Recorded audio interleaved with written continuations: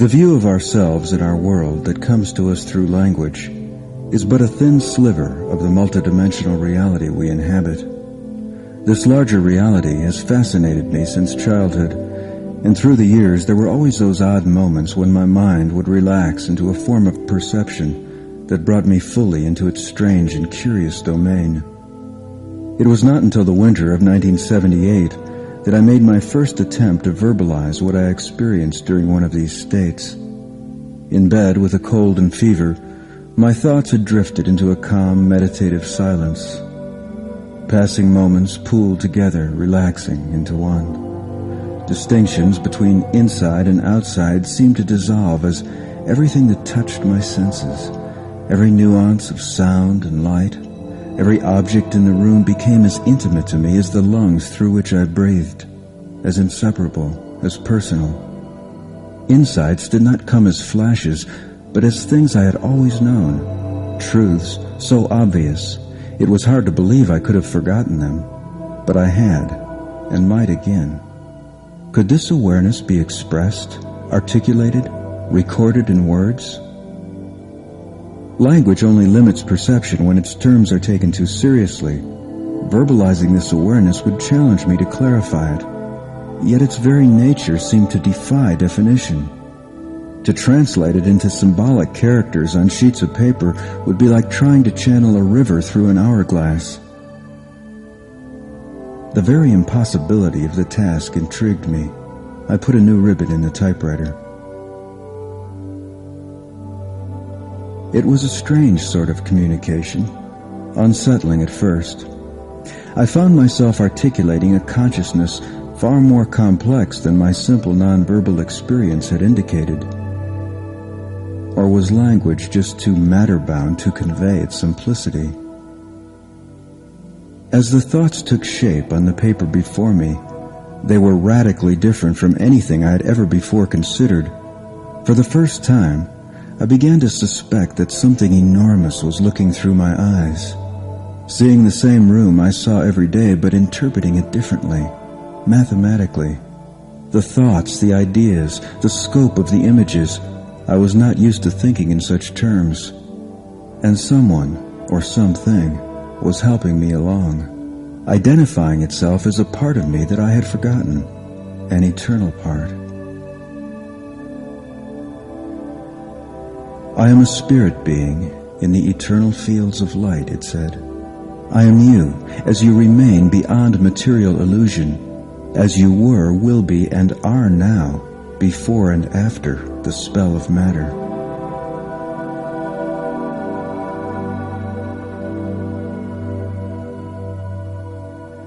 During the next 11 days, as I was typing the notes that would later be published as the Starseed Transmissions, this source explained that a much stronger surge of the same awareness I was then experiencing would enter the collective field of human consciousness between the years 1987 and 1989. A surge that would result in a second wave of transmissions and historic changes in the structure of international government. This prediction turned out to be as precise as if it had been drawn from a moon calendar or a table of the tides. 10 years later, the Berlin Wall came down and the world changed. During the same period, the information recorded in this volume began appearing, at first like subtle music in the background of my thought. Then finally with such power that I knew the time had come to devote my full attention to recording it in the account that follows. There was no trance involved in my reception of these thoughts, no loss of consciousness. Every child is born with the ability to access the frequencies of awareness recorded here.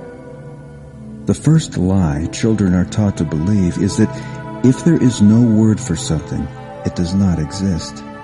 As they become increasingly oriented to the cultural world that their language describes, children stop noticing, as we all did somewhere along the way, that we are surrounded by a veritable ocean of nonverbal awareness, a universe of living information. Our access code? G.K. Chesterton identified it in his gentle suggestion. Perhaps the reason the angels can fly is because they take themselves lightly. Taking our subjective thinking lightly and opening our hearts in love, we receive as little children and enter a new order of higher perception, no longer pre-interpreting sensory information, filtering it through the biases of language. We see clearly again. Our multidimensional awareness returns. We see a universe of musically based, mathematically structured sound and light, and we soon realize that its intelligent inhabitants are not all tied to biological life forms. Angels? They describe themselves as informational beings, condensations of consciousness in a sea of universal being. Temporal embodiments of eternal qualities whose locations create space and whose movements create time. Their message is a simple one. The intelligence that designed our eyes, our ears, and all the miraculous organs and systems of our human bodies is as near as each breath we take, and it's a resource we can no longer afford to overlook. While our technology has brought us to the moon, our thinking has remained clouded by assumptions formed in a primitive world of treetops and savanna.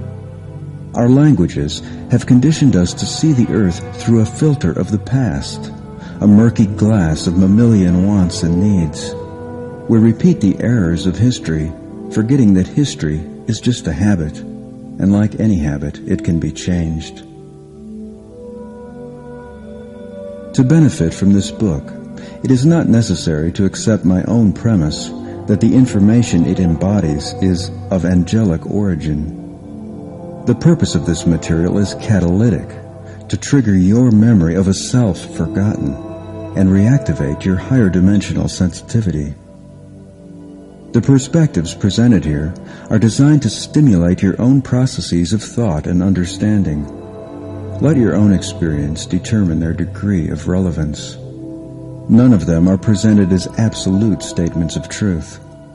Truth does not lend itself to absolutes, linguistic or otherwise. The world has seen enough dogmatism. This book is about spirit. It is written for people of spirit. If these words help even just a few of us to become more aware, they will have served their purpose.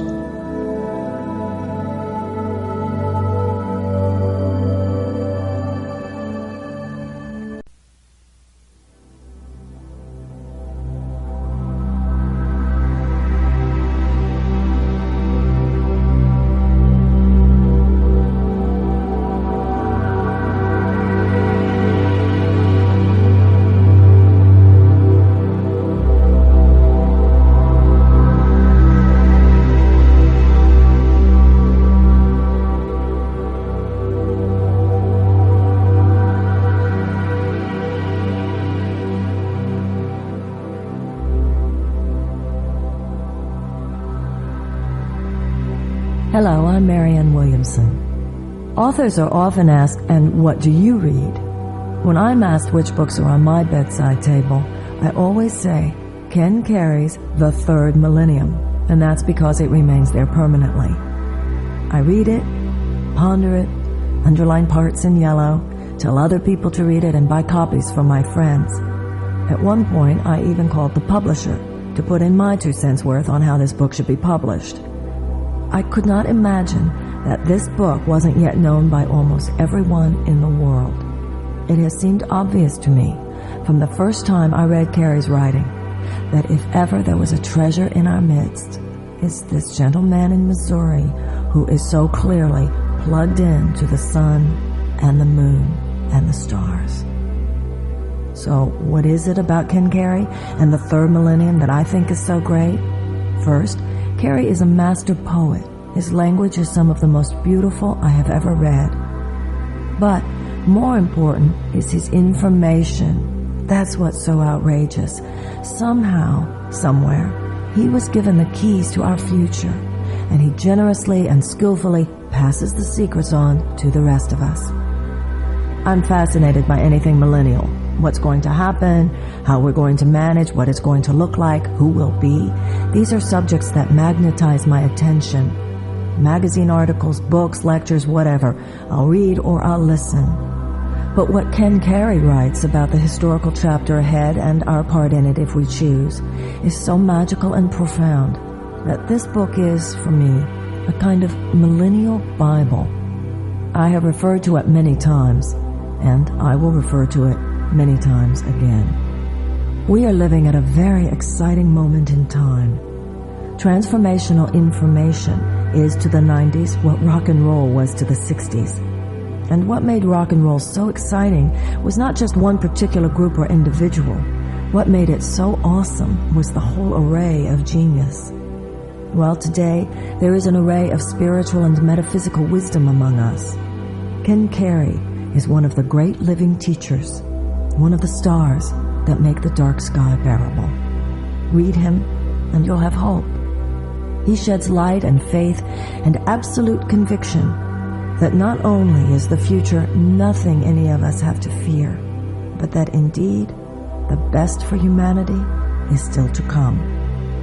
Ken Carey is clearly a signpost. How wonderful that the third millennium is here.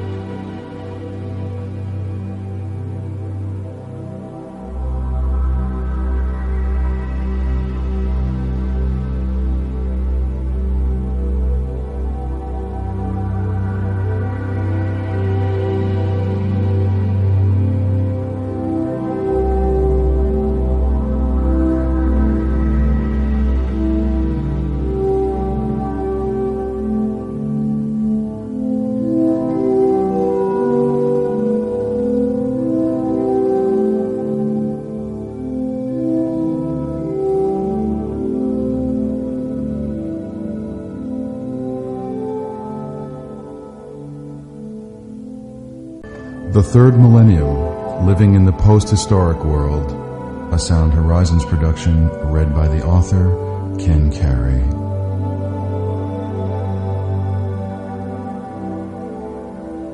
In these pages, we address you in a succession of different modes to ensure every possibility of your understanding and to maximize your opportunities to catch these thought currents and ride them beyond mere words to remembrance of your eternal nature and your root purpose for presently being incarnate on earth in human form. Therefore, we speak to you at times as if you are still sleeping beneath the blankets of material plane illusion, for in fact, this is the present state of the human majority. At other times, we speak to you as if you yourself are the one who is awakening into the collective field of human consciousness. This is valid. It is how you will soon understand the I behind your outer roles and images of self. To the extent that you oscillate back and forth, at times experiencing moments of lucidity and oneness with a unified field of awareness, and at times lapsing back into the familiar thought patterns of the prevailing cultural mythology, you'll find both forms of address of equal value. Allow your understanding of who you are to relax as you move through these pages. Your eternal nature is much greater than the imaginings of time in which you've kept it defined. You can no longer afford to sleep in the illusions of this culture, allowing the wonders of sensory input to confuse your sense of being with the information you receive. The times you live in require the activation of the full range of your eternal capacities. They call, as we do, for your incarnation.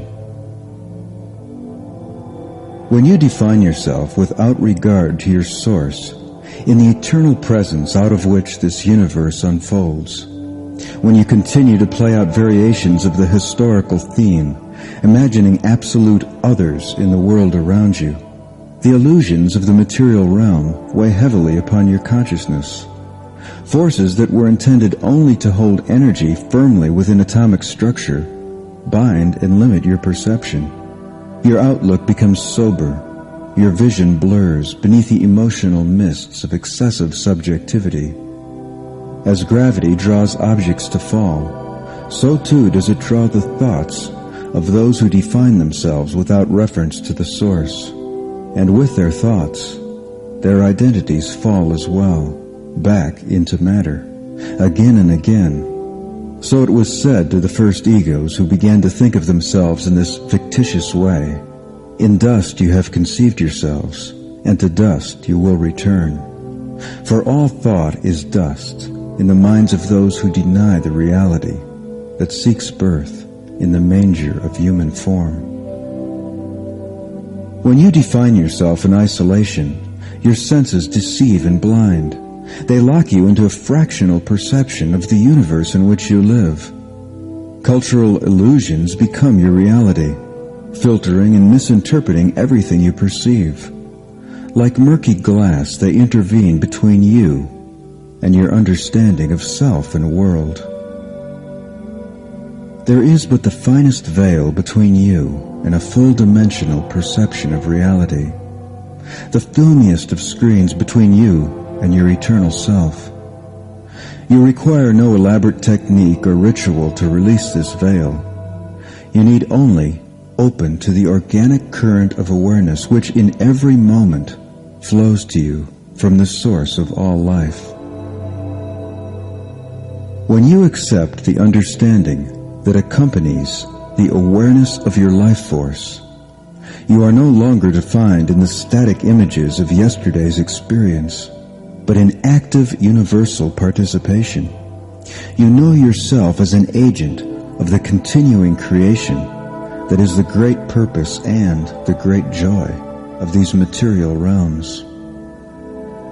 Although opening to life force awareness is as easy as relaxation, it calls for deliberation to sustain such openness in a society where subconscious patterns continuously beckon you back into their familiar habits.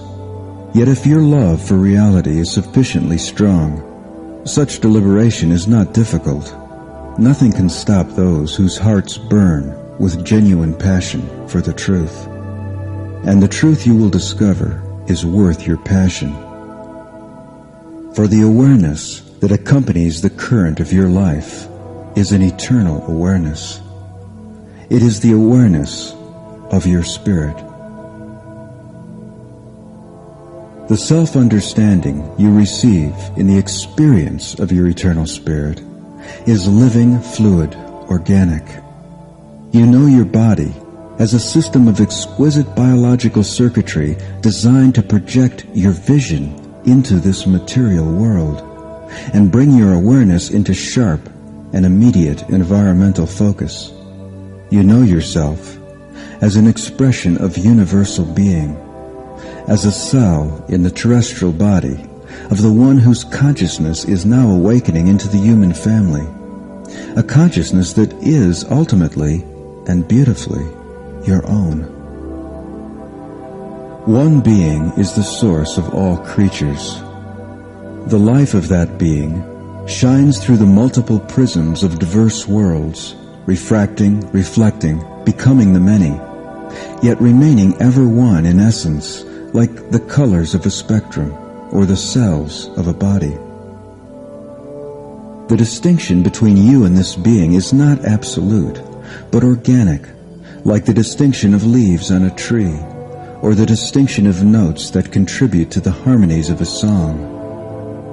Behind your individuality, beneath your cultural images of self, that being is who you are. You're but a breath away from the subtle perceptual shift that allows your identity to be transformed from solitary individual to the source of every individual, from the object of attention to the very flow of attention itself, from the contents of consciousness to the awareness that brings all content to light. When you know yourself in this way, you recognize the others of our kind. You perceive us. We communicate. As our communication flows into communion, you recognize yourselves in us. You awaken to awareness of our common source. We are beings consciously inhabiting the universal presence. In the fields of space and time, we individualize qualities of the same being we share with you, even as you have also individualized other of its qualities. Though not all of us have chosen, as you have chosen, to dress in human form, still, we are your family within time, your sisters, your brothers. Beyond time, we are one. We are a race of voyagers, spirit beings in the eternal fields of light. Yet we are you yourselves as you would have been, had you not succumbed to the spell of matter. We are you as you remain beyond material illusion, addressing in these pages a sleeping part of ourselves, that you might awaken and know this awareness as your own. We would shine the light upon the reality of your presence, from behind you, from above you, from beneath you, that at last you might recognize that light within you and awaken.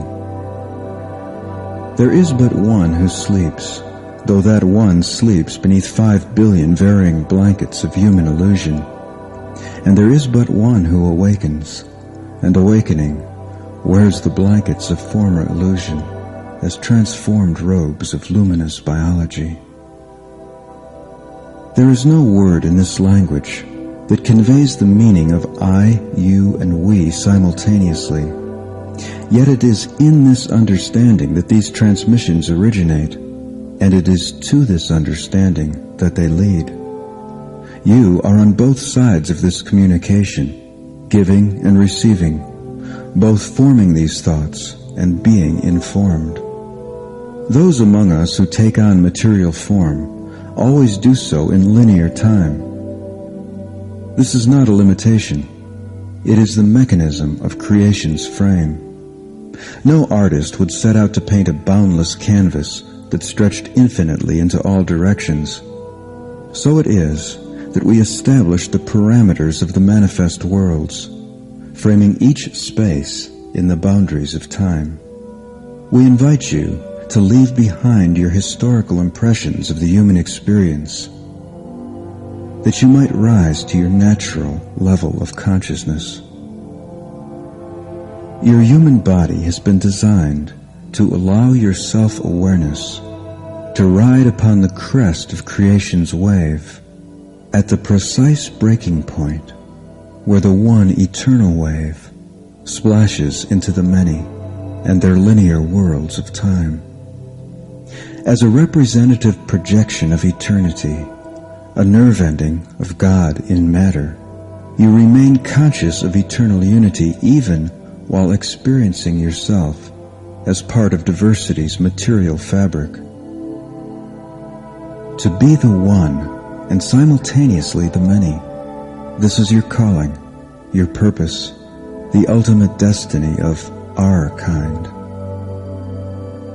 You who slumber still beneath the spell of matter, look beyond the reality descriptions of those who seek to lead you from without. Open to the living information of the life force that rises within you. This information is alive. It is the only guidance you require. At the deepest levels of your being, you have always known these things. Behind your roles and societal illusions, you are not separate from the source of life, nor cut off from the intelligence who, designing all form and structure, breathes into it the breath of life. We who inhabit the fields of light share with you a common spirit. We knew you in the beginning, long before you dressed in robes of soil and stream. In oneness with you, we sent forth the harmonic currents that brought this world to be. Together we parted the skies and opened the waters of the heaven. Where were you then, if not with us? Together we formed the mountains and the river valleys. Together we tapped the well springs of the deep. Together we poured our radiance into this world and quickened her creatures of water, earth, and sky. Come, let us reunite. Brush away the dusty thoughts of a darker age. We are depending on you to bring shape and texture to the order that has rested implicit within all creation since before the first starry nebulae illuminated dimensional space. We're inviting you to help us bring into physical formation the vision that inspires the universe. You are the template, the prototype of a new and universal species, part solar, part material, both temporal and eternal, the species that will span the gulf between the visible and the invisible, bringing new worlds into form. Through you, a new and unprecedented cycle of creation will occur. The awareness we call you toward lies far above the tangled circuits of linguistically structured thought. Its perceptions differ from your present and quickly passing cultural perceptions as greatly as the world of waking differs from the deepest midnight slumber. Echoes of this awareness have ever haunted the historical continuum, surfacing here and there in your better music, glimmering occasionally in your finest art. But when you entertain the open and unbiased vision of eternity, even the best of what has been grows dim in the light of what you see. For in truth, even the finest moments of the human past are but crude two-dimensional caricatures of the future that is soon to be.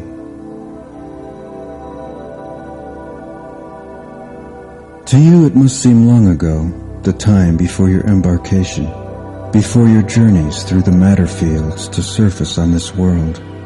But to us, the hour is early still, and much will change before our morning has passed. You left us with instructions to bring you this record when the dawn was full. Come, gather round this conscious fire, peoples of the earth, and listen to the spirits of the stars. We would tell you of the early hours when first your thoughts came to rest upon this world, when first your love illumined her and shone through robes of water soil, days when we were with you yet, back when the world was young. Eons ago, before there was physical matter, you were one with us. Your essence remains even now indistinguishable from the unified field of being, out of which flows duality, multiplicity, and all that flourishes in the eternal play of polarities. In oneness with eternal source, in flowing fluid realms of all spectrum, light and love, we lived together in the early ages of the morning. Together, we shared a common I. Expressing as waves of energy, we flowed through fields of dreams, the landscape of our eternal home. There was a game we would sometimes play, an elementary energy exchange, an early form of relationship. From the realm of eternal unity, we chose frequencies, hues, and rates of vibration. Like crystals of snow forming in a stratospheric cloud, we personified them in the field of our common being. Our locations created space, our movements time. The first personification of Eternal One brought forth the second personification, and instantaneously the third. For the very thought of coalescing consciousness into an other immediately evoked a definition of one that was not one alone, but rather one including other. In the language of light, our word for other has no singular form, while both one and infinity are represented by the same term. The Trinity we know as our source is not three beings alone, but three beings including within them all beings. Its second and third persons overlight the two primary divisions that include all creation. Its first person embraces the two and all that they contain, extending far beyond their dimensional worlds. So far, it cannot be conveyed in human terms. The biases of this language imply that there was a linear sequence to the unfoldment of the One through Trinity into multiplicity. But in reality, this occurrence was and is as instantaneous as a thought intrinsic in the very nature of being, a thought that takes no time to appear, a thought, therefore, that has appeared many times before. Throughout eternity, this thought comes into being again and again. While it is sustained, time also comes into being. When it is no longer animated, time ceases. the creation of specific beings or angels to sustain this thought between these intervals brought forth the steady stream of cumulative creation that is made possible and given birth to this present universe.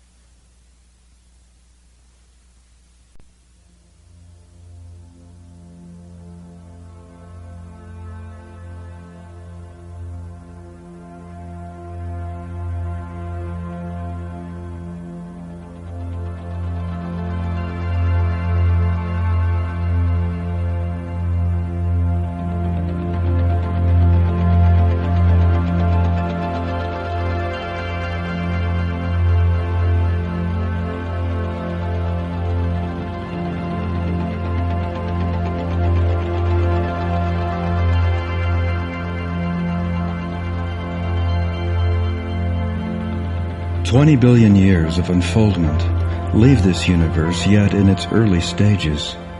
It is still a realm of vast extremes, frozen worlds of rigid matter contrasting the awesome heat of stars, with light years of empty space between. What biology there is appears only as a slight and nearly indistinguishable film on the surface of but a few worlds. Yet in that biological film lies the future. It is a relatively new substance, biology. Its day has only now begun to dawn. The present universal distribution of matter, time, space, and energy forms but the skeletal structure of what is to be.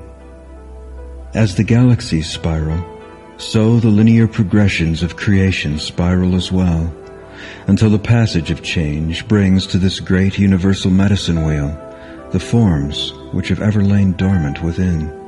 For these galaxies are nests and pods. Each of their fiery stars is a seed, with inherent designs yet to be released, as distinct from what stars are today, as the acorn is distinct from the oak. Within and suspended among the stars of each galactic nest, eternal intent manifests fields of energy not visible to your physical sight. These fields of energy are called into being by the vibrational structure of the primal sound, the first tone or word. In the beginning was the Word, and the Word was with God, and the Word was God. Just as vegetation grows up along the life-giving network of a river's water, the physical forms of the future develop along these circuits of primal sound. As the universe unfolds, they attract the beings and design patterns that objectify the creative intentions of the One who is the giver of life.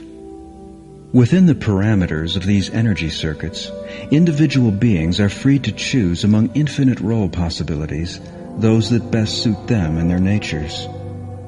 They are free to improvise their own unique harmonic styles of creation within the frequencies of the Word. The Word's enfolded order is invisible to physical sight, but through the eyes of spirit it can be seen. If you close your eyes, you may see it stretching before you.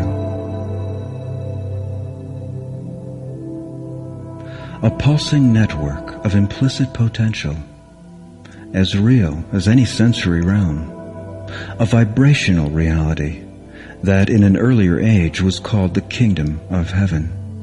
It is the spatial, but not yet temporal, objectification of universal thought designs, a world of metaform and archetype, a realm of intention waiting to materialize. It is the spiritual scaffold around which the biology of the future will congeal into a work of splendor and magnificence without precedent and as yet without name. It is a blueprint, a subtle lattice work of intent and vibration, form in essence, an implicit order. How to say it? It is the outline, the pattern for a finely woven luminous biology of galactic and someday intergalactic extent. Through you, the potential of this implicit order will one day dance to life. New beings, new creatures will appear to fly among the fields of what is now still formless space, to share with us the joys of universal exploration. One day, you will call into orbital patterns the atoms, molecules, and cells that will objectify this infrastructure and provide its physicality. But perhaps you sense it now. Perhaps you feel already the awakening. To remind you, to help you recall, we will address you now upon the frequencies of your essence. Your intelligence radiates outward in concentric pulsations from the heart of this dimensional creation throughout the far-flung fields of space. At the simultaneous velocity of love, it is multiplied in the transforming prism of each galactic core. From the center of each galaxy, your intelligence flows outward to each star and multiplies again, and on the process goes. From the center of this sun star, it flows to the Earth and into the awakening human cells of her nearly activated planetary nervous system. Your multiplications of consciousness call forth the linearity of time, even as the many beings sharing your consciousness bring the passages of moon about the Earth, Earth about the sun, and the sun in spiral cluster with others of its kind. Your movement now brings this star system into a new region of space. You stationed us here, angels of the primal coherence, to remind you, to awaken you. Lest in sleeping I forget, you said. Lest in dreaming a planetary creation I become lost in the wonders of time. In this age your dream produces its harvest. The bridge between creator and creation appears. A human family awaits your conscious habitation. The intelligence overridden and denied in the historical state awakens as a sleeper awakening within a single body. It circulates through human minds, looks through human eyes, interprets the world through human forms, and knows itself as one. The field of collective human consciousness is now entering the final stage of the awakening process, congealing into awareness of itself as the organ of consciousness, similar in function to a brain, of a single planetary being, a being with internal organs of oceans, forests, ecosystems, atmosphere. Humankind is its system for both processing information and for directing its future development. The language through which we are presently filtering these thoughts has no adequate words for this single planetary being, for the Creator, or even for the human species. We choose the nearest approximate labels, hoping that the structure itself in which we weave these thoughts will penetrate below the surface level of your mind to reveal a sense of the underlying rhythms of awareness behind them, stirring your own perception and memory, and providing you from within an understanding, an experience, deeper and more comprehensive than these words alone can provide. The purpose of these transmissions is to awaken the Creator upon this material world, and to guide you into that awakening awareness. Healthy human individuality brings with it a hologrammatic understanding of the being whose unfoldment is this universe, an understanding in which the whole is microcosmically reflected in the structure of each part. To activate this understanding, to access the many frequencies of its awareness, you have only to recall, to notice your primal union with the source of life, the source of your life, and to elevate that union to the citadel of your decision-making. When you understand the nature of your essential being in metapersonal terms, you know your human body as a cell in a developing planetary organism, and you recognize in that organism the signature of your own spiritual identity. In much the same way that complete genetic information for an entire human body is contained in each of the body's many trillion cells, each awakened human being has inner access to the information that circulates in the unified field of awareness that precedes all individuality. To know yourself as an awakened individual is to also know yourself as the being of the surrounding context. You cannot travel into yourself without exploring the infinite reaches of eternal consciousness. You cannot know yourself in reality without knowing God.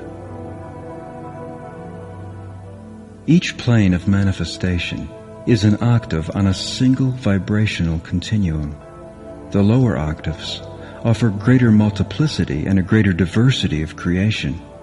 With the higher octaves comes reduced multiplicity and a more intensified awareness of the singularity of being. Yet this generalization applies only to the landscape of creation. It does not apply to you. You are able to move freely where you will. You have long enjoyed descending in full consciousness through successively lower octaves, thereby multiplying beings of diversity, and through them, your own co-creative opportunities. Since the creation of this universal landscape, at each level of your descent, you have appeared as individual beings designed to interact with and create upon the frequencies of each octave in turn. The physical plane is the densest of the conscious planes, and the lowest octave in which you have sought to incarnate in multiple forms, while simultaneously sustaining awareness of your unified field. While the beings appearing on the higher non-physical frequencies all naturally assumed a healthy hologrammatic understanding of their origin in you, on the physical level, among the biologically incarnate, this understanding has not been continuous. It has faded in and out, flickering and blurring. Human reception of eternal awareness has been poor, at times even curtailed by the separatist nature of the self-images in which historical peoples have thought of themselves. You naturally seek to awaken in them the same sort of healthy hologrammatic self-understanding that is experienced by beings of higher, less substantial frequencies. But humankind's extreme over-identification with form requires that such an awakening be gradual. You do not want to dissolve their individual distinctions in a single burst as they realize their essential unity with you and the singular field of our common awareness. For such a sudden change in self-understanding could dissolve their individual body fields, and your goal is not to end individuality, but to inhabit it. To actualize your vision of a species through whom you would one day explore the material universe and develop her potential, at the end of its developmental cycle, this race would have to be a product of both spirit and soil in equal balance. This could not happen if you were to remain fully conscious throughout the descent of your individual spirits into material bodies, for the necessary material complementation would then be insufficient, and the requisite spirit-matter balance would be absent. And so you chose to sleep for a while, allowing materializing influences to flow freely in and around the developing species. But while your sleep itself was intended, the excessive dominance of materiality during humankind's development was not. Under the dominance of the materializing influence, or the spell of matter. Many of the early human incarnations came to discredit their own perspectives, doubting their source and validity. And it is here, within each individualized spirit cell, within your own individualized spirit and ego, on an intimate and immediate level, that you must recognize and correct this imbalance if you are to help us in the education and healing of your world. For while you are the whole, you are also each one sleeping in your collective soul. And wherever one yet sleeps in history's stormy dream, so too sleeps that part of you. It is vital that you recognize the fall for what it is, a lack of trust that has become habitual, culturally encoded, and passed on from one generation to the next. To doubt yourself is to doubt the wisdom and viability of the human design. To fully trust in God, you must also trust yourself. The fall is regenerated each time you doubt your ability to creatively meet the challenges of life. Each time you turn your back on your inherent understanding and seek to replace it with the inferior images and beliefs peddled by the deities of the historical condition. We have been weaning you and your race away from this tendency, away from this willingness to give away your power for tens of thousands of years. It has taken those of us in our particular light circle many human walks upon the earth to learn your languages and to familiarize ourselves with your terrestrial imagery. But as we have needed this time to discover the most effective means of reaching through to you with reminders of your purpose, your cultures have needed this time to expand their understanding of reality. And you too have needed this time to reclaim enough of your native intelligence to understand our communications. Throughout its history, your race has labored under successive brands of illusion born of isolated egoic thought. Since these illusions were linguistically enforced in reality descriptions that had no room for our awareness, descriptions that denied our very existence, there were few occasions when our educational currents permitted direct communication with individuals. Since so few had the ability to perceive us, for thousands of years, our only means of communication with the totality of your incarnate being was to speak to the human races and nations through their historical processes. We focused on the gradual development of collective human values, working always to shift human interest from fear-centered thought and activity to thought and activity centered in love. 20,000 years ago, we began a cycle of education centered around the spirits of trees and animals. As successive waves of reinforcement came to help us from throughout the galaxies, we were gradually able to attempt more. 10,000 years ago, we initiated a higher cycle of education based on the mystery of the seed, the fertility of beasts, and cycles of the moon. As our reinforcements came at increasingly frequent intervals, we worked together to improve our approach and to introduce as much awareness into human thought as your respective cultures could accommodate. When several waves of arriving spirit beings converged in the late 1940s, the influx of new consciousness into this Earth system encountered a new and unprecedented buoyancy of the human spirit. For the first time, the power of arriving consciousness was matched with an equal level of human receptivity. We found open a window of opportunity, and it was open wide enough for many of us to slip in, securing places among the new generation. Though most who found such places were children still, the 1957 to 1959 awareness wave of this curious and uniquely global generation was bubbling up sufficiently beneath the surface of established human assumptions to suggest to others older and wiser that perhaps the gravitational hold of this planet was, after all, negotiable. Change accelerated, and accelerated again. Between the years 1967 and 1969, conceptual communication with incarnate human beings was possible on a large scale for the first time since the fall itself. The first in this present series of transmissions occurred then. A decade passed while awareness spread and deepened, working its way like ivy into every crevice of the old divisive walls. It became more difficult for corruption and deceit to enjoy its former levels of anonymity. By the late 1970s, when the second in this present series of conceptual transmissions occurred, the new awareness was finding expression in a virtual explosion of new and revolutionary books. The influx of something unprecedented could no longer be denied. But the incoming waves of consciousness still had to penetrate the old bastions of power. These, it was prophesied, would not fall until the more powerful revelations of the late 1980s.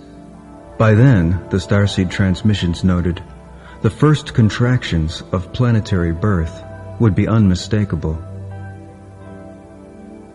This wave of the late 1980s is the most powerful pulsation of awareness to enter the conceptual atmosphere of human consciousness since before recorded history.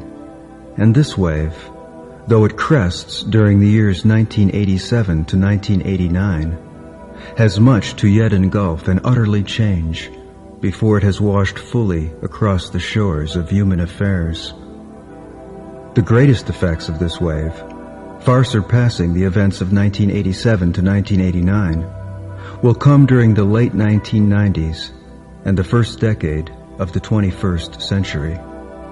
Like the 1967 to 1969 period of rapid change, the 1987 to 1989 intensification of new consciousness has altered the world forever.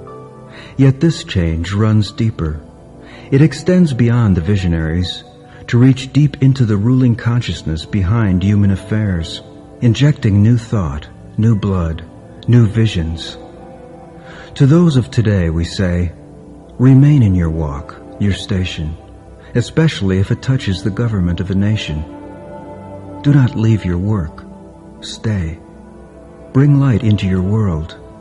Do your work with greater consciousness, and you will naturally rise in your profession. Even as the sun of a dawning consciousness rises in the people around you. Do not wait for yourself or the world to change. Accept today. Harvest the fullness of its promise. In reality, this is all you can do. Yet this is all that needs to be done.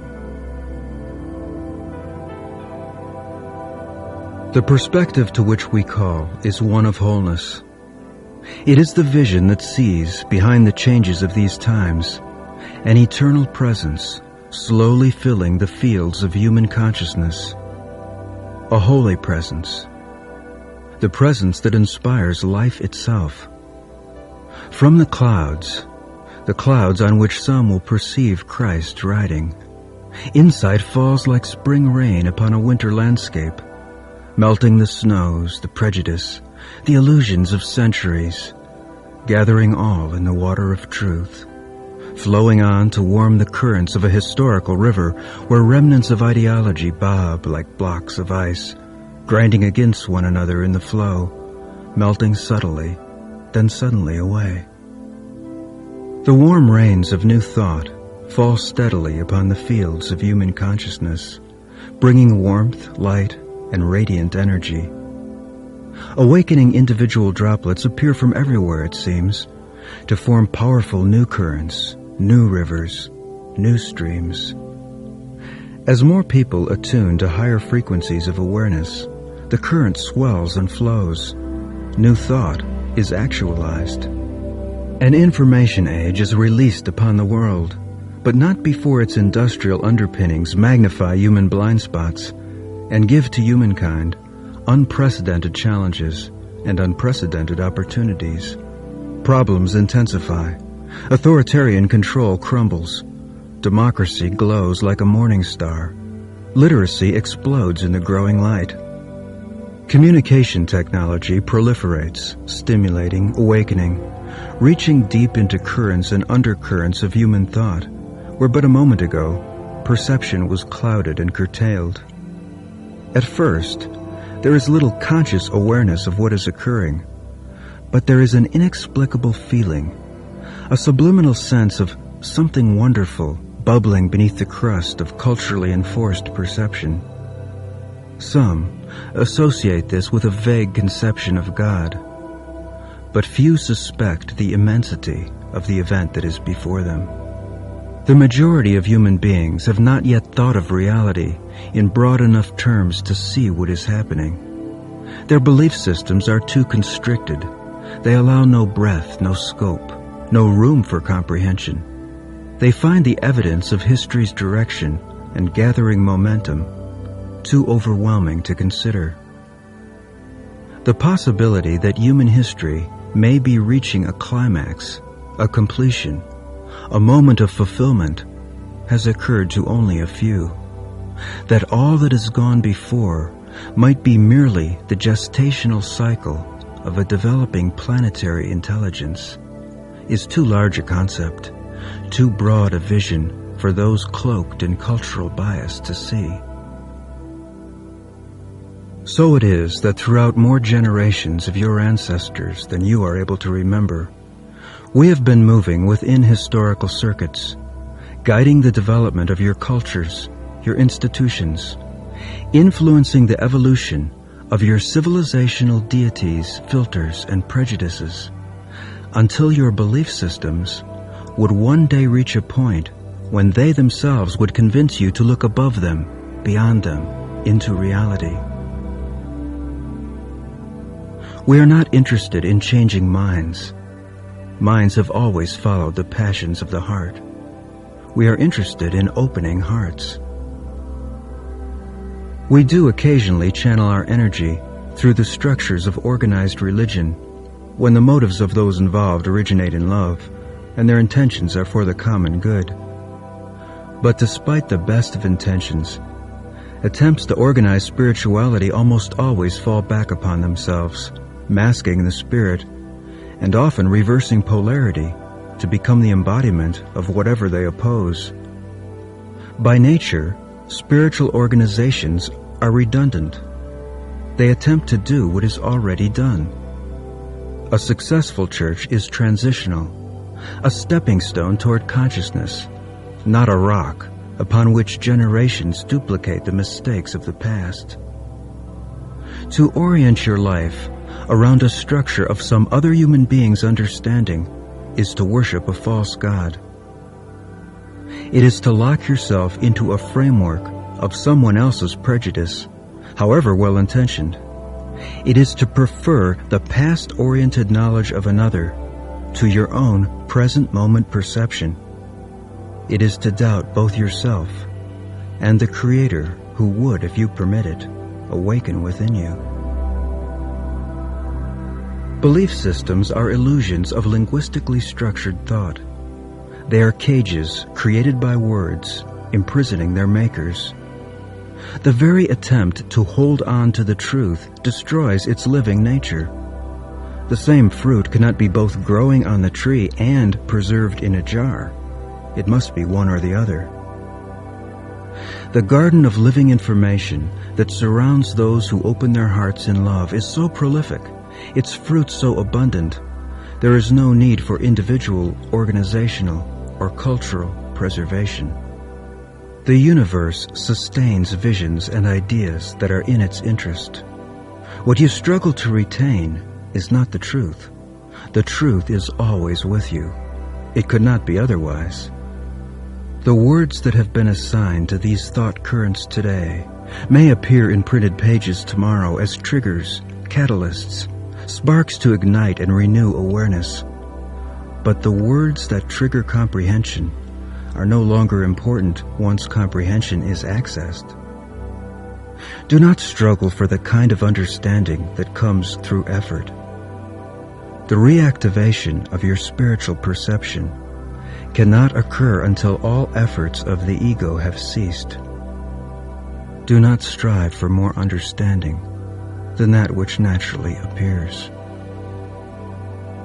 Let these transmissions wash over you like a gentle rain, our words splashing across the surface of your awareness, flowing over all that you are, rinsing away the soil of the night, There is no need to hold these thoughts. Let them flow, and with them will go the soiled stains of misassumption.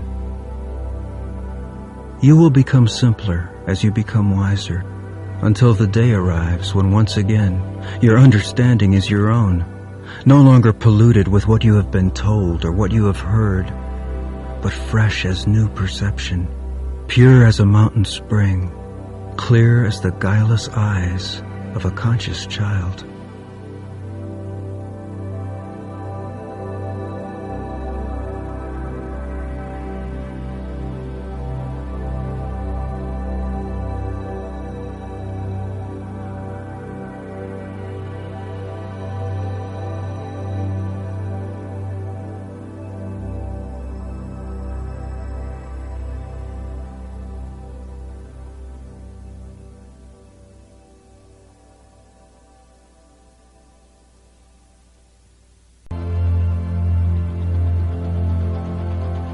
To the seasoned traveler of the stars, a race that lives with daily access to a universe's library of information without ever making use of it, is more primitive than a race who has yet to discover fire. So simple a thing, the discovery of fire, yet so immense, so revolutionary the changes it brings. So simple a thing, the discovery of God.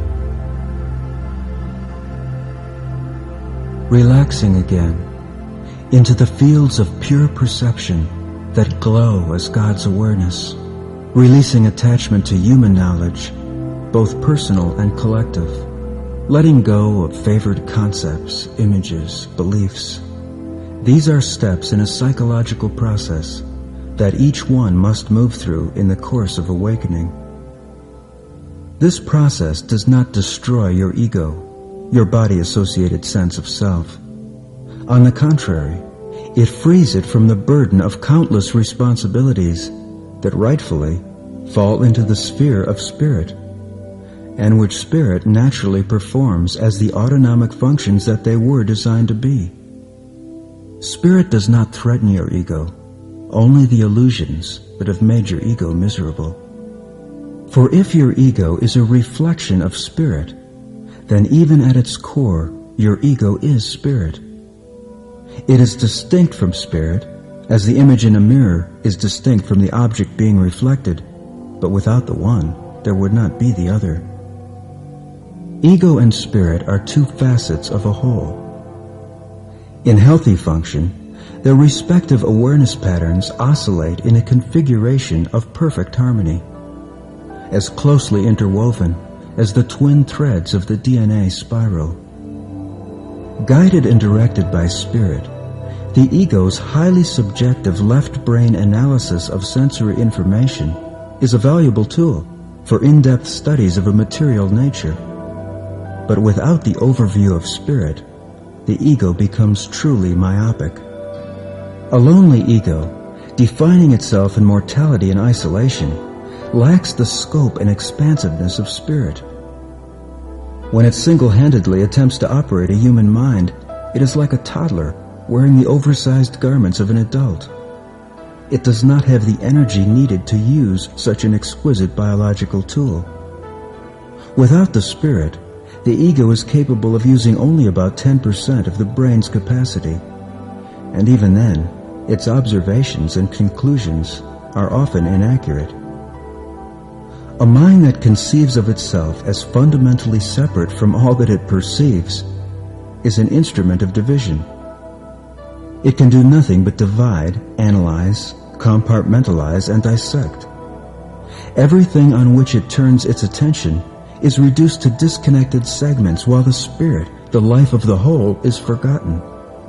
With the fictitious premise that it is fundamentally distinct from both God and nature lying at the root of its thinking, it is not capable of reason, for its premise is a lie. This is why the historic egoic use of the human mind has been so destructive. It creates thoughts, images, personal identity structures, cultural institutions, and ultimately entire civilizations that are based upon the illusion that the individual is fundamentally distinct from the ground of being from which it and all creation have emerged.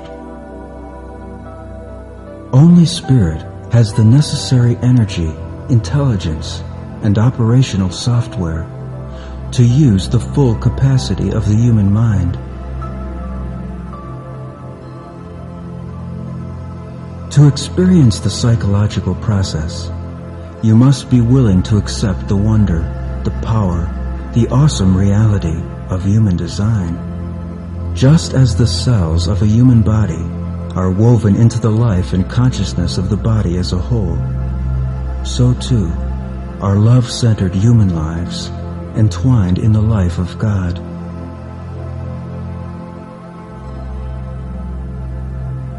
When you remember the play that lifted your heart as a child, you will know the heart of God. You will understand the motives behind this universal expression. God's creations and the interwoven fabric of space and time, which holds them suspended in vibratory dance, may be fraught with what appears to present-day human consciousness as dazzling complexity, but any kitten understands God's motives. Why do dolphins leap joyful from the sea? Why do the morning birds sing?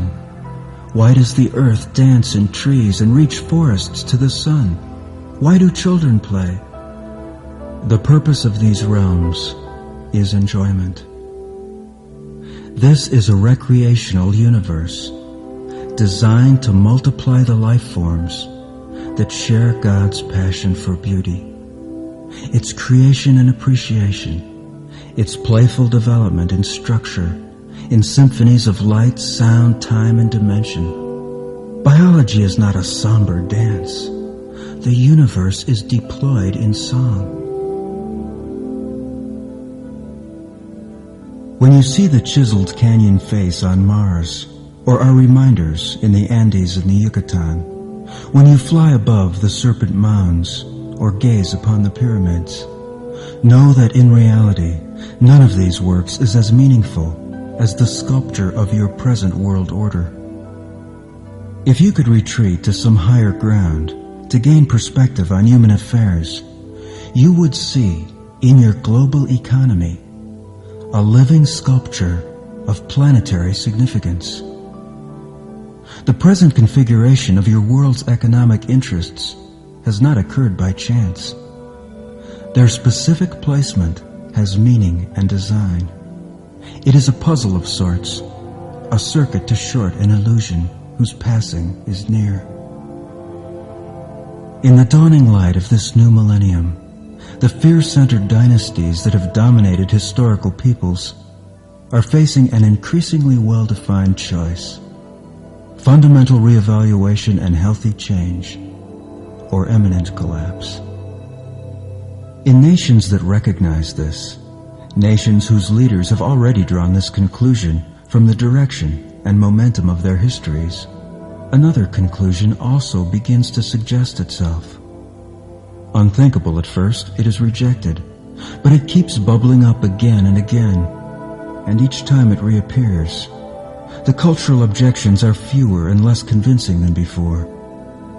What a few great leaders like Gandhi and Martin Luther King saw decades ago is now being realized by many world leaders.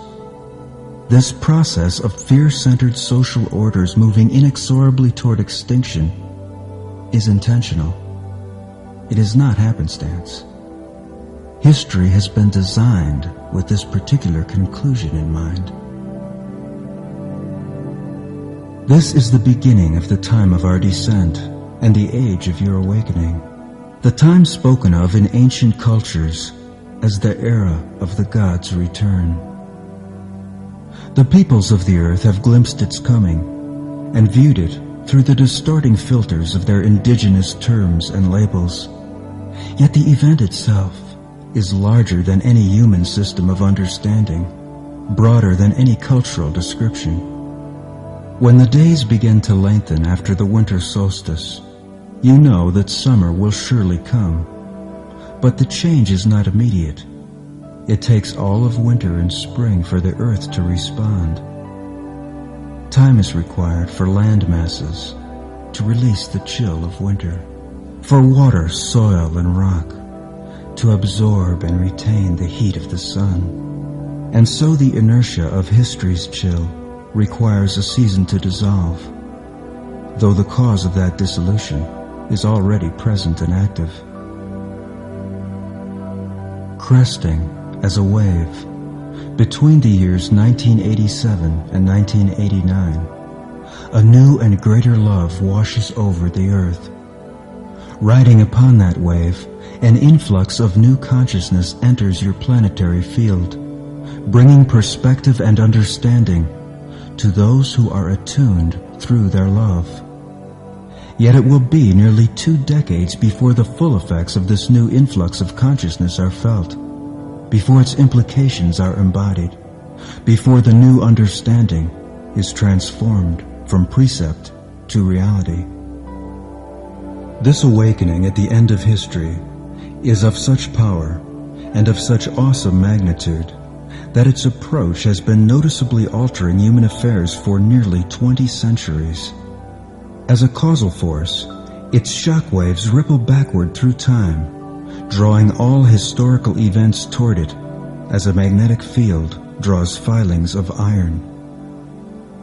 This event, anticipated by Christians as the second coming of Christ, is in fact the first fully conscious incarnation of the Eternal One in the collective consciousness of a world's biosphere. Jesus came to help prepare human understanding for this event, to herald it as the morning star heralds the dawn. But the dawn whose light is growing on the future horizon requires all of humankind, indeed all of biology, to shine full, and such a dawn has no precedent.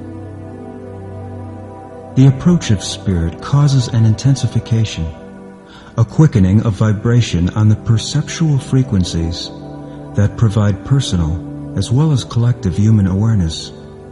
As the vibrational rates of these frequencies intensify, it becomes more difficult to maintain a life or an institution organized arbitrarily along the currents of fear. Centers of greed and corruption, long ignored or taken for granted, are exposed. To some, matters may even appear to worsen for a while, but wounds must be cleaned before they can heal. Before the graceful symmetry of an enlightened economic order can replace the dusty stagnation of a closed society, there must be movement. When the windows are opened in the spring, and the breeze enters the house, replacing the stale air of winter with the fresh air of a new season, it naturally stirs up the dust. But it would be a foolish housekeeper who would leave the windows closed all summer for fear of a little dust. The winds of change must flow freely around all structures to sculpt them anew. New challenges will naturally arise along with the new freedom and openness. It is in the interest of every government, democratic or otherwise, to cooperate with the changes of these times, and to allow their young people to pursue options and develop capacities beyond those available in societies in which ideas and identities are mass-produced. The stability of a government is not threatened, but increased by those of its citizens who become conscious. Views and opinions may diverge 180 degrees on an issue, yet still encourage creative exchange and promote equitable national policy. The spokes of a wheel diverge 180 degrees, yet are precisely what give the wheel its strength. In order for an eagle to fly, its wings must reach out equally in opposite directions. An eagle with a broken wing, like a totalitarian state, is unhealthy. In the affairs of a contiguous human community, there are unhealthy views and opinions. Their primary feature, as well as their common denominator, is intolerance. Unhealthy views and opinions do not grant the validity, or even the possible validity, of any other view. They emphasize division. They lead to lopsided, destructive, and often ethnocentric policies that favor elites and diminish freedoms. There can be a broad spectrum of healthy viewpoints, all contributing to the balanced progress of a nation, and there can be an equally broad spectrum of diseased viewpoints, leading only to hatred, violence, and division. Health, or its absence, does not lie in the perspectives themselves, but in the hearts of those who hold those perspectives. The truth is never contained in opposing ideologies. Truth is the reality that overlights all healthy opposition. A politician is not a leader. Those who are more concerned with elections than with what they believe to be in the best interests of the people they represent lack the vision and integrity that would qualify them as true leaders. A leader always acts according to his or her vision, considering carefully the views and feelings of his or her constituency, sensing the overlighting wholeness of those views, how they converge like the spokes of a wheel in the central hub of balance that is the truth. And then the leader acts upon what he or she genuinely believes to be in the best long-term interests of the society, the environment, and all who may be affected. A true leader is attuned to the deeper long-term rhythms that pulse through the collective soul and is inspired and guided by them. He or she is not overly impressed with superficial fluctuations or with those who all too readily fall under their spell. A good leader knows that as the systems of production and exchange of Earth's nations become increasingly entwined in a single global economy, vision that remains local or even national in scope may yet prove myopic in terms of planetary realities. The economies of your nation-states have only recently entered the maelstrom of history's final decades. The pace of change will continue to accelerate until the early years of the second decade of the 21st century. A good leader will facilitate rather than ignore what is essentially the most fundamental revolution since humankind was distinguished from its mammalian cousins. The changes that your generation will experience before it passes the torch to another are more fundamental than those that accompanied the agricultural revolution, and those changes took thousands of years. They are more far-reaching than the changes of industrialization, which took nearly 3 centuries to transpire. Yet deep and fundamental, massive though these present changes are, they will occur within the span of just a single human life. I am the Lord thy God. Thou shalt have no false gods before me, has an archaic ring to contemporary ears. But it is excellent perceptual advice, phrased in terms that those of an earlier age could understand. In terms more relevant to your age, it means simply, your God is that which holds your attention. Attention that is gripped by fiction is not free for perception. It is too preoccupied, too prejudiced, too conditioned to see what may lie beyond the realms of what it chooses to regard as real. There is far more information circulating in this multidimensional universe than can be consciously monitored. The way you choose to focus your attention selects that information of which you become aware. Your electronic media is an outer reflection of the informational preferences you choose within, a mirror of your values and interests. News coverage that comes to you through electronic media revolves around events, not processes.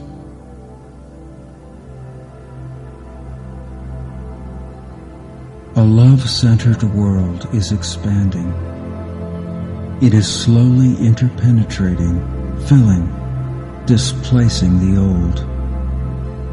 As it does so, its more outstanding achievements, its moments of historic breakthrough qualify as events, and so are included in electronic news coverage.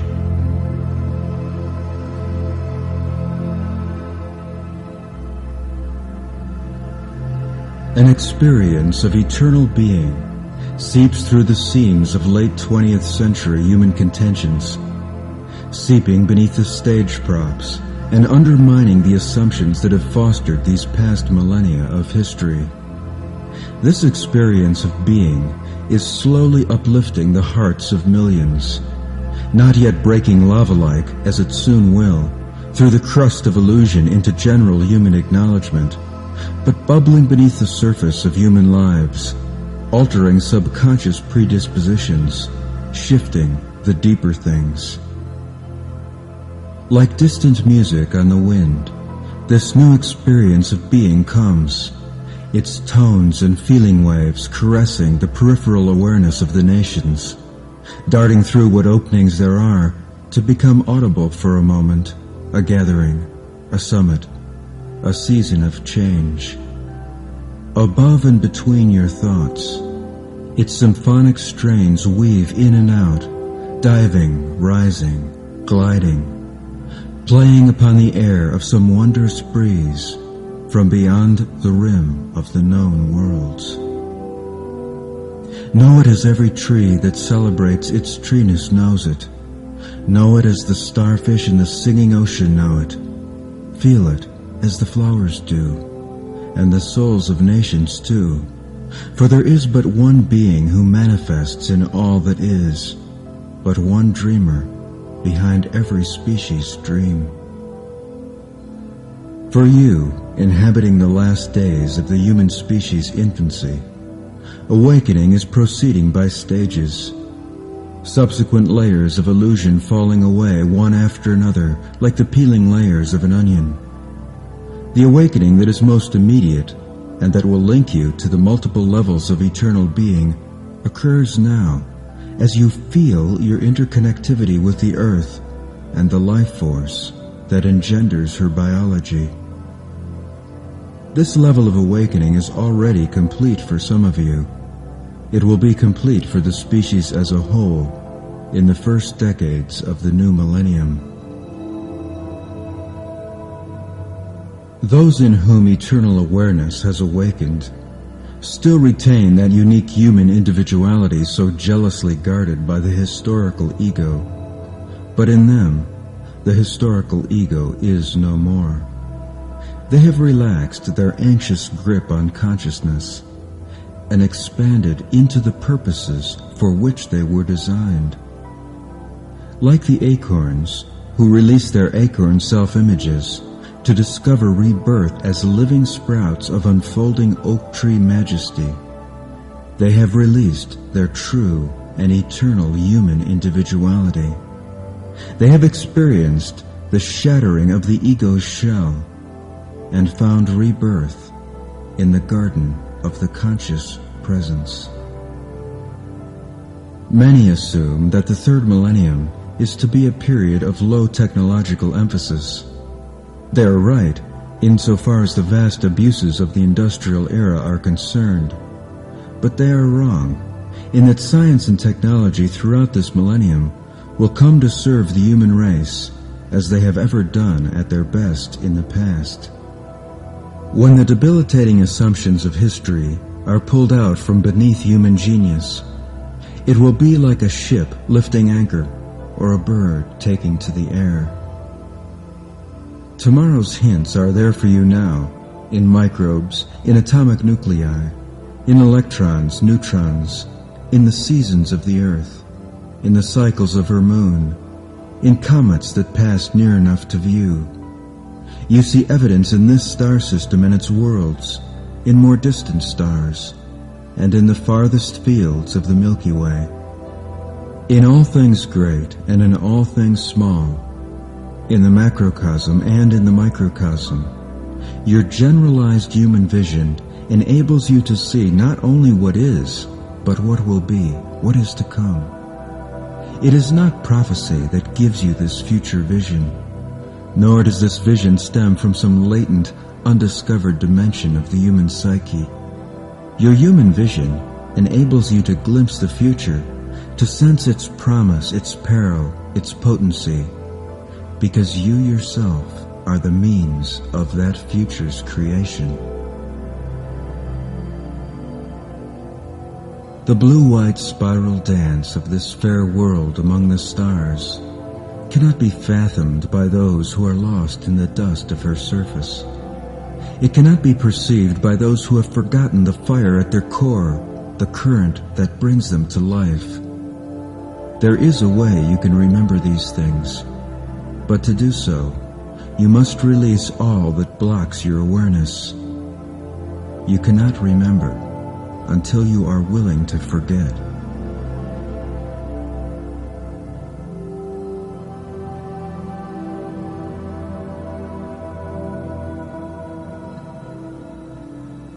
Before knowledge can enter, false knowledge must be released. Truth and fiction cannot coexist.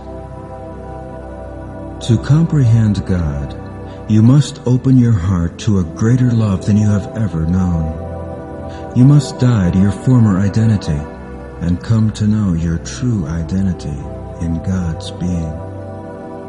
This is the death and rebirth that leads to eternal life. Those who experience it step through the veil of historical illusion and enter a world infinitely beyond the microscopic segments that history has described. Has it not occurred to you that the intelligence that knows how to encapsulate the genetic information of the entire human body in a single cell must be around somewhere? That the exquisitely engineered, highly specific circuitry of your human body must have an equally specific purpose?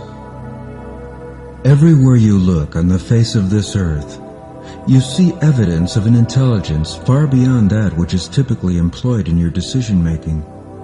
The intelligence that called into harmonic resonance every organ, cell, and miraculous system of the body which allows you to hear these words is here, as near as the eyes and ears that tell you of your world.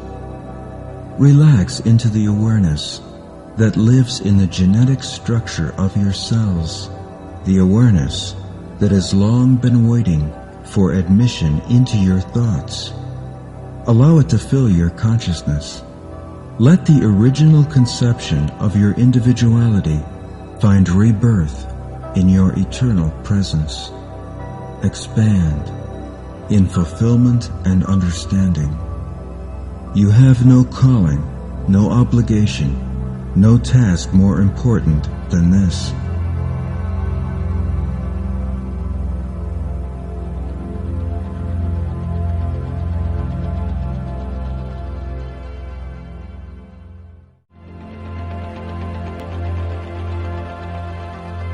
Those who day after day continue to think of themselves as sinners have no intention of changing. They deny the grace that would fill their lives with love. They betray the consciousness that would reflect in them the clear, undiminished beauty of their eternal nature. Repentance is a doorway, not an abode. It is of value only when it inspires healthy change and passes on into a state of restored self-acceptance. To value yourself less than God values you is not humility. It is pride of a most destructive nature. When repentance is prolonged, when it is dragged on into a lifestyle or institutionalized in a religion, it is repugnant to spirit, as spiritually divisive as the pride in which it is rooted. The dawning of eternal consciousness is bringing a new brilliance to the horizon of human suppositions. In their first encounters with this brilliance, egos are sometimes afraid. They hide in the image of a sinner, and gather with those of similar fears in the shadows of larger images, human images, of God. They have nothing to fear. It is their own wholeness that has come. It is foolish to fear a healing. What is revealed in the growing light is more sublime and wondrous than even the finest of the visions that occasionally illumined history's night. Such visions, and often the religions they became, were treasured like candles in hours of darkness. But in the sunlight? The dawn that is rising upon this world brings an end to the age of religion. But the ego must understand that the sun's rays come not to harm, but to free those whose lives are oriented to the candle-like visions of the past. Do not wait for signs and wonders to believe. There are already portents before you that would have turned many ancient races back to God. Portents they looked for, searched for, but could not see. The wonders you live with today were prophesied for so long in the tribes of the West and became so encrusted with the familiarity of tradition that when they finally began appearing, few recognized them for what they were. There are externals yet to come, signs, signals from the nations, but the essence of the prophecies is within you. Do not look for validation outside yourself. Experience it within you as your soul remembers, as your spirit settles fully into your awareness and opens its eyes, your eyes, to see. The post-historic world is here now. Its geography is the same as the world of historical times, but seen as your race has not seen it for thousands of years, not since you began taking your language-based description so seriously, confusing your symbols with the realities they represent. Trust in the wisdom that designed the intricacies of the human body and the exquisite ordering of the galaxies, and these next few years will unfold their petals before you like a flower, opening to the sun rays of a new and brighter day. Trust in God once again, and your understanding will be as the fragrance of that flower. You will have no need to fear. When the polarity of your perception reverses, what you once thought of as an external world is experienced as the projection of your own dimensional vision. The premises that support your thinking are fundamentally altered. Figure and ground are reversed. Creature and environment are experienced as components of a single system. Indeed, it cannot be otherwise. Each projects the other and conforms to its contours as closely as ocean and shore.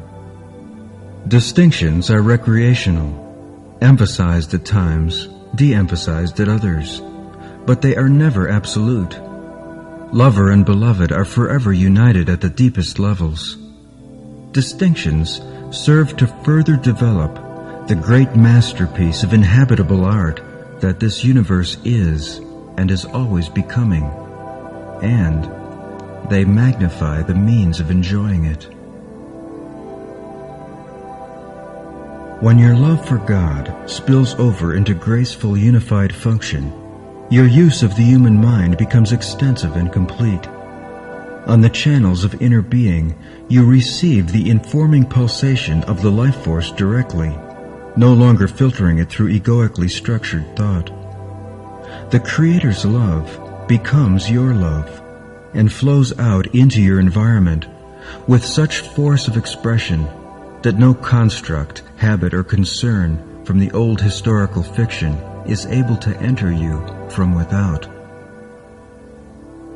When you love fully, you move within love's rhythmic currents. The definition songs that pulse through your soul evoke the excellence of your surroundings. A sculptor can always use hammer and chisel, but if she can sing the right songs, the songs that speak the true names, the songs that go to the very heart of the matter with which she works, she can inspire that matter to participate intelligently in its own development and recreation. To communicate with the minerals and elements, with the species of the earth, you must stop seeing them as separate and inferior to yourself. When you regard them as equal but distinct expressions of the matter-energy continuum, your vision can penetrate to the very heart of every creature, every stone, every plant. You will know if it is developed to the pinnacle of its desired intention, or if it has potential that yet seeks release. You gain the ability to stimulate that release and assist that potential into temporal and spatial form when you perceive not only the physical world, but also the spirit world, the realm of potential and shimmering design. Awakened, you remember the songs that call forth root and tree, flower and cloud, leaf and stone. You recognize the energy currents upon which each plant, each animal, each mineral lives, moves, and has its being. Soon you will sing the songs that will cultivate the garden that is this world, the songs to nourish and fulfill her forms of life. You will sing songs to regulate her climate, to guide her rainfall. You will sing songs of wind and rain, songs of the seasons, songs of evocation and blessing, songs of love. And one day, from within you, will arise new songs to bring forth new creatures, species that will bridge the life forms of today with the life forms that will carry biology to the stars.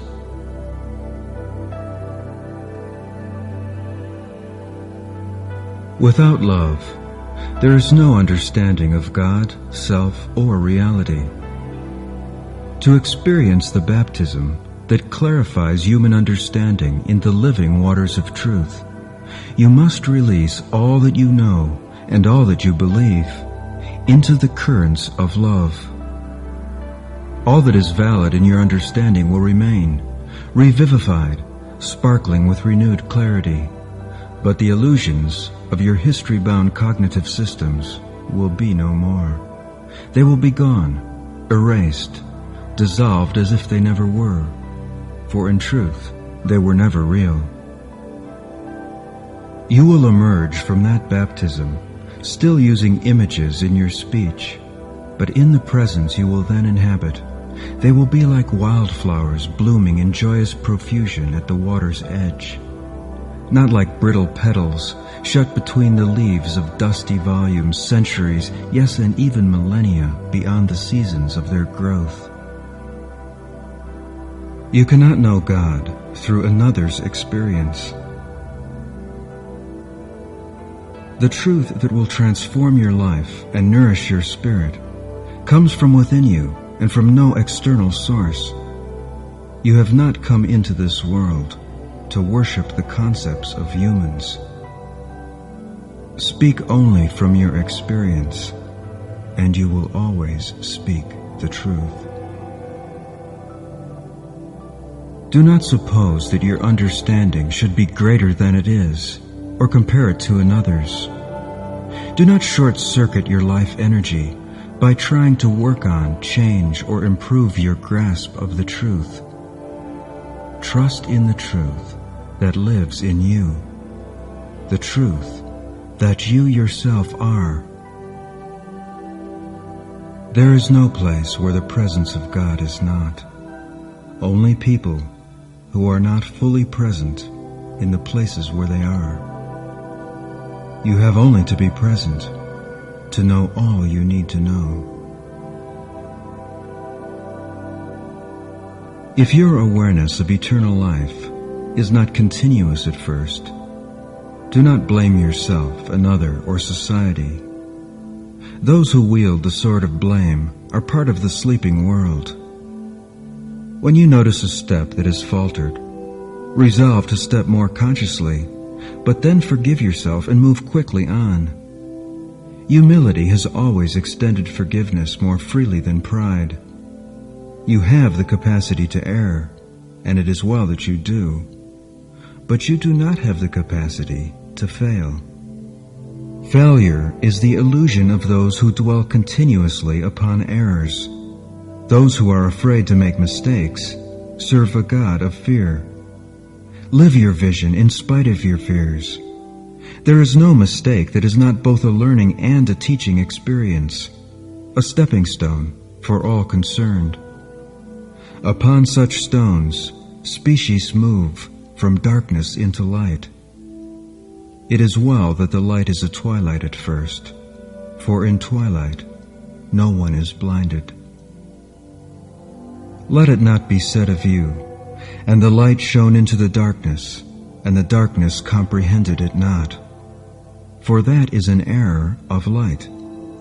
Let it be said of you rather, there is one in whom I see myself, a friend who shares my hope, my challenge.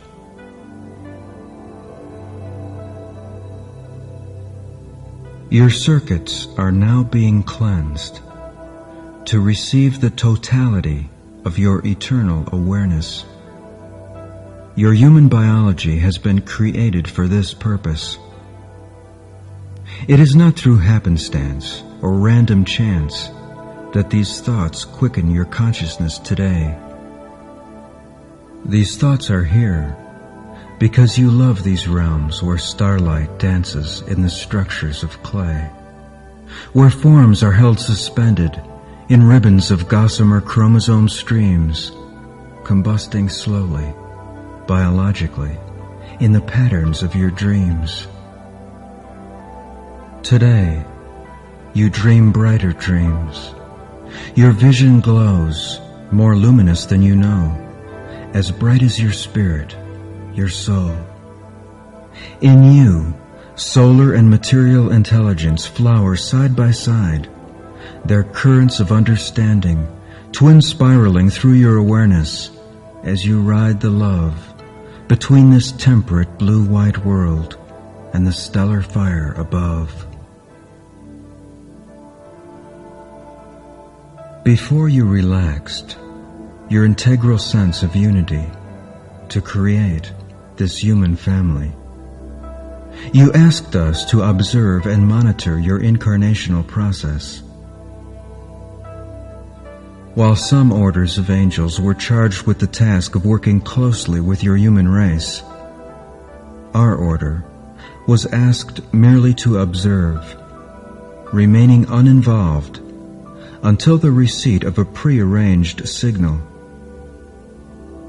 When the first moon rocks were transported to the Earth, signifying that the species was approaching a post-historic level of physical understanding and social cooperation, we were to begin communicating and sharing our awareness with the people of that age, utilizing available media and conducive forms of cultural exchange to help them awaken to their unified field consciousness in you. Simultaneously, we were instructed to help you awaken in them. We, of this particular angelic order, enter these transmissions from time to time to give you a larger view. Our co-workers better understand the nature and challenge of incarnate human life. We understand you better in your original, unified awareness. We do not comprehend the incarnational process that you have undertaken here, but we understand who you are, and we know who we are here to awaken. For us, human history is but a flickering illusion. To us it was but a moment ago that you withdrew your focused presence and scattered your identity over the winds and waters of the earth. But a moment ago you seeded this race. We do not experience the flow of time in a manner that causes these recent circlings of the Earth around this star to impress us in any great way. A moment ago, you were aware of your wholeness. You remain a singular being. It is time for you to awaken in the people of the Earth. We see you emerging from the depths of their historical dreams, fully conscious as before, bringing your awareness into incarnate women and men of the new millennium. As you awaken, human concepts dissolve mist-like in the warmth of your growing love. The fears of centuries are gently put to rest. You release your perception, allowing an organic tide of awareness to swell subtly but powerfully through the fields of human thought. The joy of awakening grows within you. Your sleep in their collective consciousness is half feigned, fitful, irregular now. You have not risen sooner because without preparation, without this historical cycle of education, many among the species would have been disoriented, startled, shaken. But the time that was once millennia became but centuries as Jesus walked the earth and sowed the seeds of this understanding. Now the time is reduced to years, months, days, and the days are shortened. In the crucible of historical compression, the explosive realization comes. Incarnate ones remember you, and in them, you remember. You are the being of life, touching a temporal domain, interpreting a matter world through a filter of humanity. You are the way universal energies interface with a geographical world. As a human being, you objectify the relationship between local spirit and local matter, projecting a body to assist you as a lens through which universal consciousness can view localities of ever-unfolding dimension. You are a wave of eternity splashing upon this temporal shore, the Star Maker, awakening beneath a sensuous film of biologically textured clay. You are a single field of awareness containing multitudes of constituent beings, each of whom individualizes certain of your qualities, aspects, and interests. You are each of these spirit beings. You are one of these spirit beings, and you are the field that contains them all. You rise in these material robes to introduce a second movement of the dimensional symphony.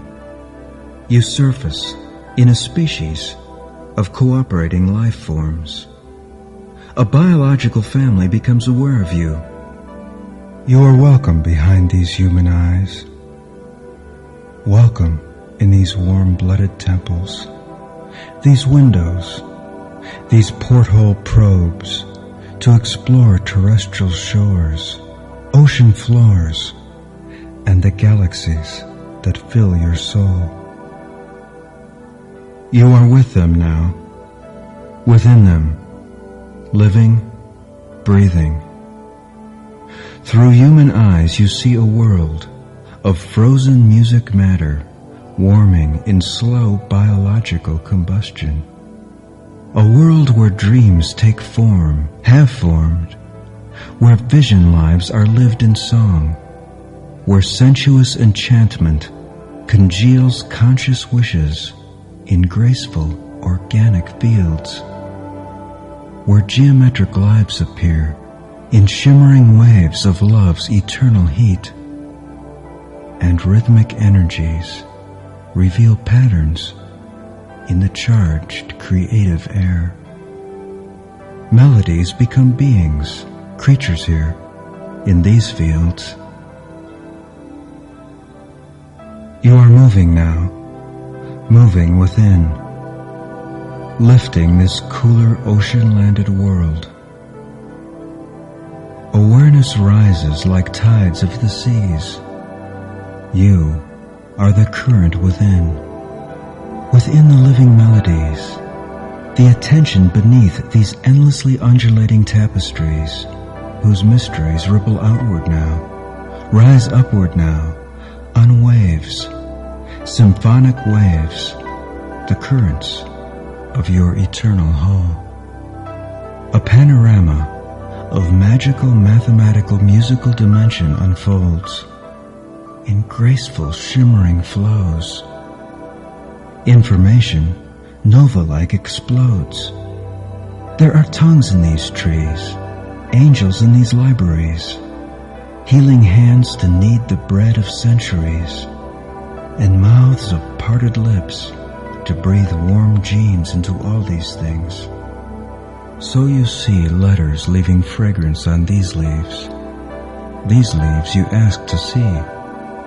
They lived once, you know, budding, turning pages, once forested terrain, and will live again. For a blue-white water world's refrain crumbles history's walls, and lunar echoes sing, awareness, awareness, awareness in these world falls. Ocean light years, pupils deep, opening now, throwing off the tides of sleep. Eyes of fire in fertile, garden-rich terrain. Conscious solar flames. Streaming star bows, stellar rains. Cascading, tumbling, glowing colors falling, freely flowing.